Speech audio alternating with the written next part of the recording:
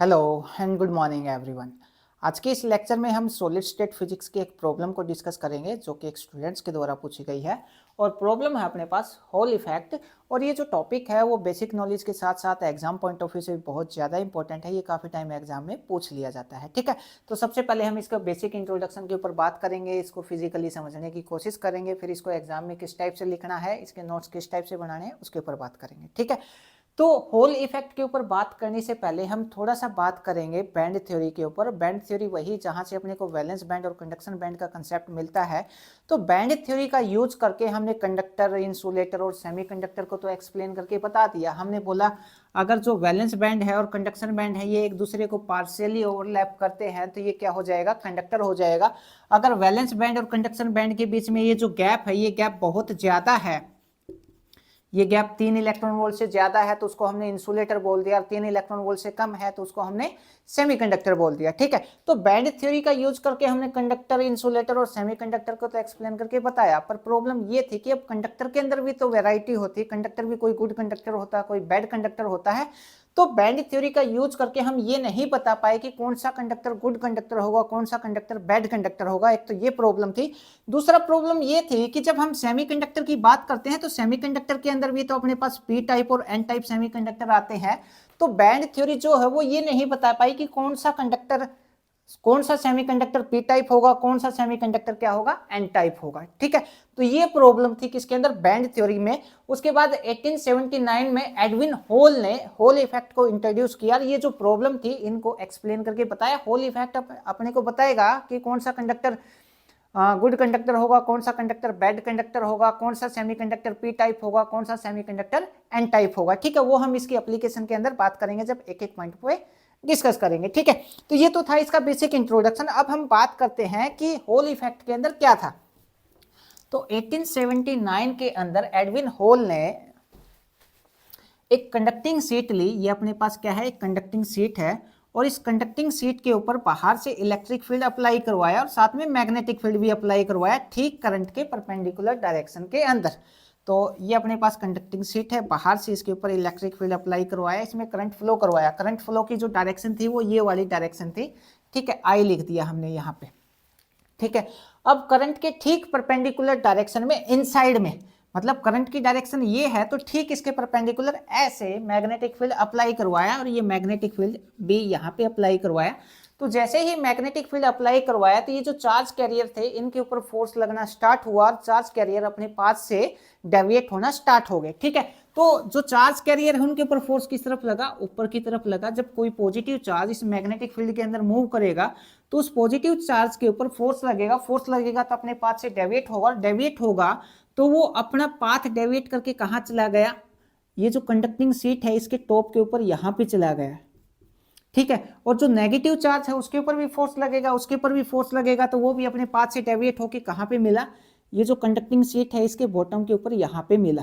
ठीक है, तो ये जो शीट है इसके टॉप और बॉटम के ऊपर एक टाइप का पोटेंशियल का जो डिफरेंस है वो यहाँ पे क्रिएट हो गया, जिसको हम क्या बोलते हैं, होल वोल्टेज बोलते हैं। और इस ऑल ओवर इफेक्ट को हमने नाम दिया होल इफेक्ट। ठीक है, इसमें अपने पास ये वाली जो डायरेक्शन है ये एक्स डायरेक्शन है, ऊपर वाली वाई डायरेक्शन है, और ये वाली जेड डायरेक्शन है।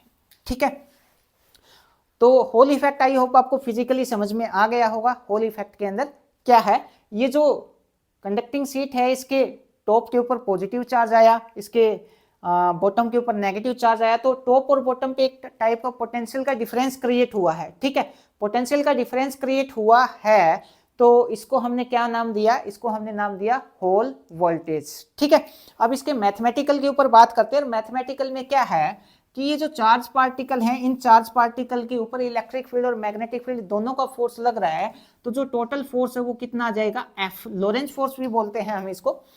ये आ जाएगा F E, force due to electric field, plus हमने लिखा F M, force due to magnetic field. ठीक है, इलेक्ट्रिक फील्ड के कारण फोर्स कितना लगेगा, Q E, plus magnetic field के कारण फोर्स कितना लगेगा, F equal to Q V B sine theta.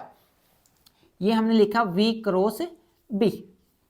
ठीक है, क्यू दोनों के अंदर से बाहर निकाल लिया, अंदर क्या बच जाएगा अपने पास, E plus V cross B equal to F. ठीक है, अब हमने यहाँ पे कंडीशन मान ली कि अपने पास इक्विलिब्रियम की कंडीशन है। इक्विलिब्रियम की कंडीशन है तो जो नेट फोर्स है वो कितना हो जाएगा, इक्वल हो जाएगा, क्योंकि दोनों फोर्स एक दूसरे का इफेक्ट जो है वो कैंसिल कर देंगे। टोटल फोर्स कितना आ जाएगा अपने पास, 0 आ जाएगा। तो हमने यहाँ पे लिखा at equilibrium total force is 0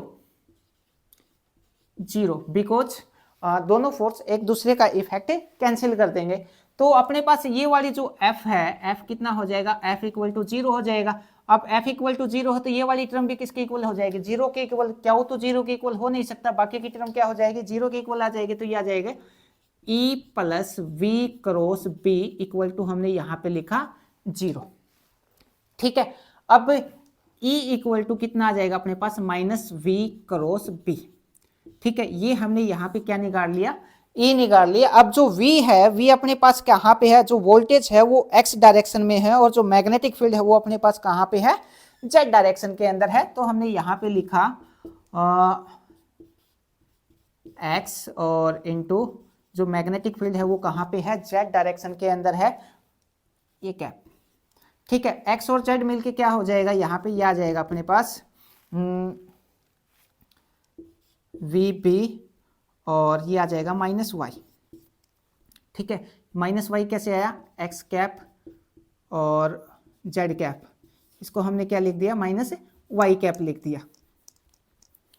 ठीक, और साथ में अब ये जो माइनस वाई है ये अपने को फिजिकली बता रहा है कि जो इलेक्ट्रिक फील्ड डेवलप हुआ है वो कहाँ पे है, नेगेटिव वाई डायरेक्शन के अंदर है। तो यहाँ से अपने पास जो EH है, होल इलेक्ट्रिक फील्ड, वो कितना आ जाएगा, VB आ जाएगा। और यहाँ से मैं इसको मैंने बोल दिया इक्वेशन नंबर 1। ठीक है, यहाँ से अगर मैं V की वैल्यू निकाल लूँ तो V इक्वल टू कितना आ जाएगा, EH बाय B। अभी हम इसका भी यूज करेंगे। ठीक है, इसको हमने बोला इक्वेशन नंबर 2।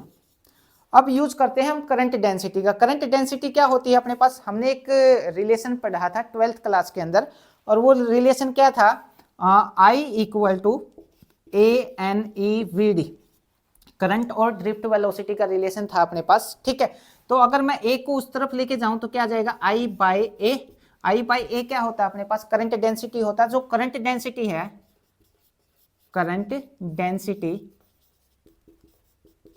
इसको हम क्या लिख सकते हैं, J इक्वल टू NEV। ठीक है, अब ये जो V की वैल्यू है, V उठा के मैं यहाँ पे रख सकता हूँ इस इक्वेशन के अंदर।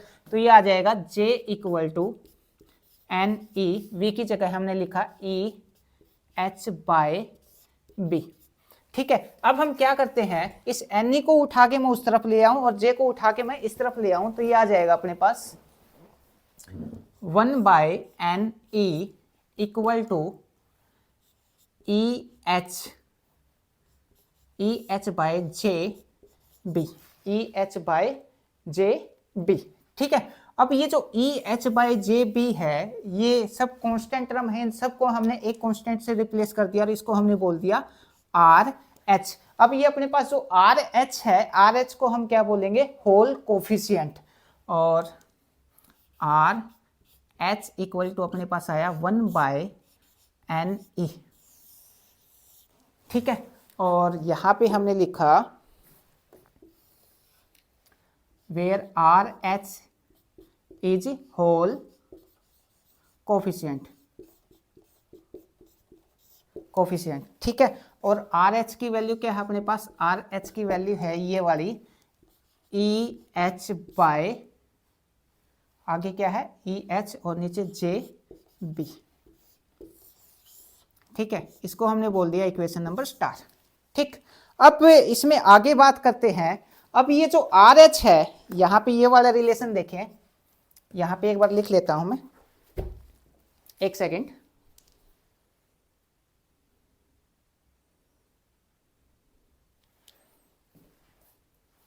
हाँ, ये वाला रिलेशन यहाँ पे लिखता हूं, RH equal to 1 by NE। अब जो RH है वो इनवर्सली प्रोपोर्शनल है किसके, N के, नंबर डेंसिटी ऑफ इलेक्ट्रॉन के। अगर RH की वैल्यू ज्यादा है, RH की वैल्यू ज्यादा है तो N की वैल्यू क्या होगी, स्मॉल होगी। अगर नंबर डेंसिटी कम होगी, इलेक्ट्रॉन की नंबर डेंसिटी कम होगी तो वो क्या होगा, बैड कंडक्टर होगा। और आर एच की वैल्यू कम है तो एन की वैल्यू क्या होगी, ज्यादा होगी। अगर एन की वैल्यू ज्यादा होगी तो वो क्या हो जाएगा अपने पास, गुड कंडक्टर हो जाएगा। ठीक है, उसके बाद अगर आर एच की वैल्यू अपने पास क्या है, ग्रेटर देन जीरो हो, आर एच की वैल्यू ग्रेटर देन जीरो होगी तो वो हो जाएगा पी टाइप सेमीकंडक्टर, और आर एच की वैल्यू लेस देन जीरो है तो वो हो जाएगा अपने पास एन टाइप सेमीकंडक्टर। ये बात भी हम यहां पे लिख देते हैं, इधर कर देते हैं, आर एच, एक सेकेंड,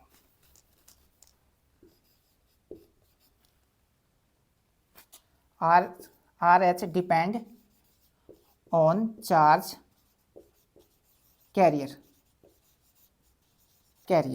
ठीक है। अगर आर एच की वैल्यू लार्ज है, मैं यहां पे शॉर्ट में लिखता हूं, आर एच क्या है अपने पास, लार्ज है, आर एच लार्ज है तो N number density of electron क्या हो जाएगा, कम हो जाएगा। तो आर एच लार्ज है तो चार्ज कैरियर क्या हो जाएंगे, कम हो जाएंगे, चार्ज कैरियर कम होंगे तो वो क्या हो जाएगा, बैड कंडक्टर हो जाएगा। तो यहां पे हमने लिखा बैड कंडक्टर। अगर आर एच की वैल्यू स्मॉल है, आर एच की वैल्यू यहां पे स्मॉल है तो एन क्या हो जाएगा, ज्यादा हो जाएगा, एन चार्ज कैरियर ज्यादा होंगे तो वो क्या हो जाएगा, गुड कंडक्टर हो जाएगा, गुड कंडक्टर। ठीक है, दूसरी बात ये है। अब जो तीसरी बात है, अगर थर्ड क्या है, if R H greater than zero, अगर R H greater than zero है मीन्स क्या है, पॉजिटिव है। अगर पॉजिटिव है तो ये अपने पास क्या हो जाएगा, पी टाइप सेमीकंडक्टर। तो ये आ जाएगा अपने पास पी टाइप सेमीकंडक्टर। अगर आर एच लेस देन है जीरो से मीन्स क्या है, नेगेटिव चार्ज है, और नेगेटिव चार्ज है तो क्या आ जाएगा, एन टाइप सेमीकंडक्टर। ठीक है, आइए बात समझ। उसके बाद यहाँ पे एक छोटा सा रिलेशन और है इसका, उसके ऊपर भी हम थोड़ा सा बात कर लेते हैं, ज़्यादा बड़ा नहीं है, हम यहाँ पे कर लेते हैं।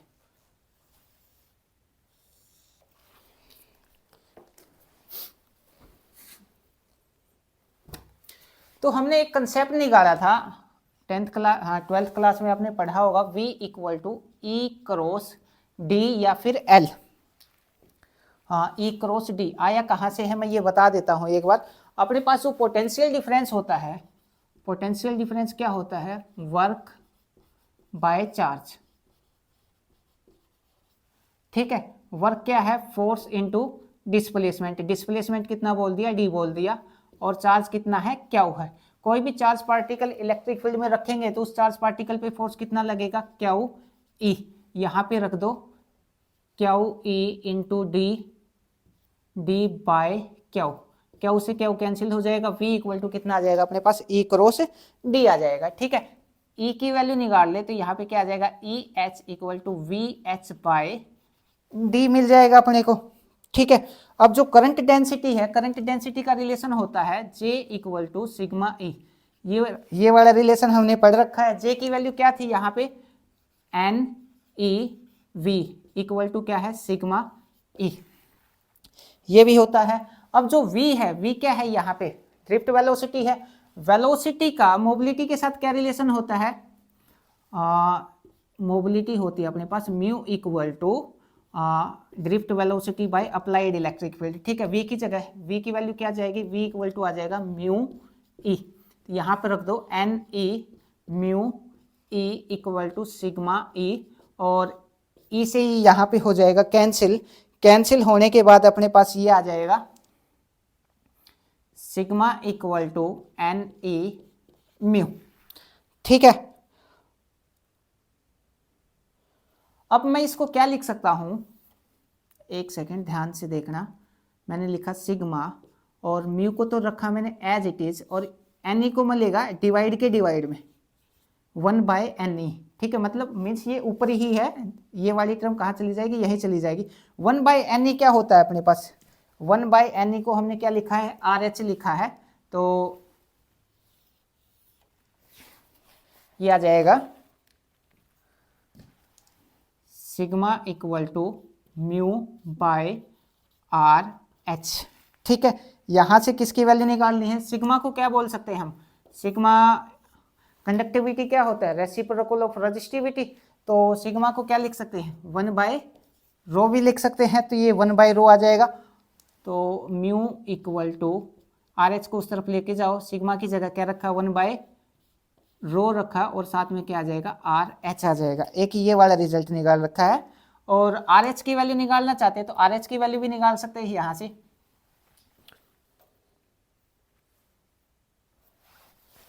और म्यू की वैल्यू निकालनी है तो म्यू की वैल्यू भी आ जाएगी कितना, सिग्मा आर एच। ठीक है, इतना सा आपको ये इसके अंदर करना है। अगर इसमें से कोई भी बात आपको समझ ना आई हो, कोई भी पॉइंट समझ ना आया, तो आप मैसेज करके या फिर कमेंट करके पूछ सकते हैं। ठीक है, और साथ में इसमें एक छोटी सी बात और रहती है, वो भी मैं बता देता हूं आपकी। इसकी जो एप्लीकेशन है, वो एप्लीकेशन क्या क्या है, जो एरोस्पेस है और डिफेंस के अंदर हम इसका यूज करते हैं। हॉल इफेक्ट का जो यूज है वो नेविगेशन के अंदर, नेविगेशन सिस्टम के अंदर इसका यूज किया जाता है। कंपास और मैग्नेटिक फील्ड डिटेक्शन के लिए हम इसका यूज करते हैं। और हॉल इफेक्ट का यूज कहाँ पे किया जाता है, इलेक्ट्रिकल इंजीनियरिंग में हम इसका यूज करते हैं, पावर सिस्टम के अंदर, मोटर कंट्रोलिंग के अंदर, और इलेक्ट्रिक मेजरमेंट में भी इसका यूज किया जाता है। उसके बाद सेमीकंडक्टर कैरेक्टराइजेशन जो हमने यहाँ पे अभी किया है, वहाँ पे हम इसका यूज करते हैं। कौन सा कंडक्टर गुड कंडक्टर होगा, कौन सा कंडक्टर बैड कंडक्टर होगा। और मैग्नेटिक फील्ड के जो सेंसर है, उस सेंसर बनाने में भी हम इसका यूज करते हैं। ठीक है, तो इसका अगर कोई भी पॉइंट आपको समझ ना आया हो तो आप मैसेज करके या फिर कमेंट करके पूछ सकते हैं। Thank you.